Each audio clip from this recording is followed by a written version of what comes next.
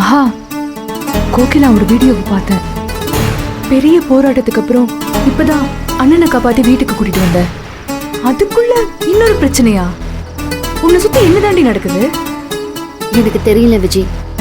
ஆனா சோஷியல் மீடியால வீடியோ வந்ததுக்கு காரணம் வெண்ணிலா அண்ணியா தான் இருப்பாங்களோன்னு எனக்கு ஒரு சின்ன டவுட் இருக்கு.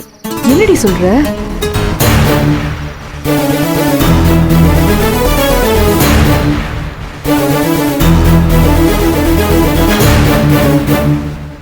கோகிலா அந்த பையனை சந்திச்சது உண்மைதான்.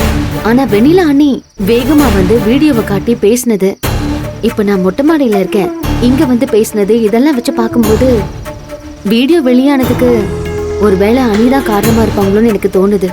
சந்தேகமா இருந்தா அவங்க கிட்டே போய் கேட்க வேண்டியதானே? கேட்டா ஆமா நான் தான் பண்ணேன்னு சொல்லுவாங்களா என்ன?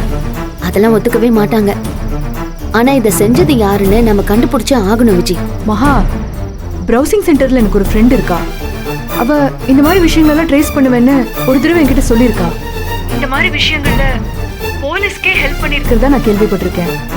அவளுக்கு வேணா இந்த லிங்க் அனுப்பி இந்த வீடியோவை யார் அப்லோட் பண்ணிருக்காங்கன்னு கண்டுபிடிக்க முடியுமா நான் கேட்கவா? விஜய் தேங்க்ஸ் டி. உடனே இந்த வீடியோ லிங்கை அனுப்பி விடுறேன், அவங்க கிட்ட கேட்டு பாக்குறியா? இந்த வீடியோவை எடுத்து அப்லோட் பண்ணவங்க யாருன்னு கண்டுபிடிக்கணும். நாம அவங்கள சும்மாவே விடக்கூடாது. மகா, நீ ஒன்னும் கவலைப்படாத.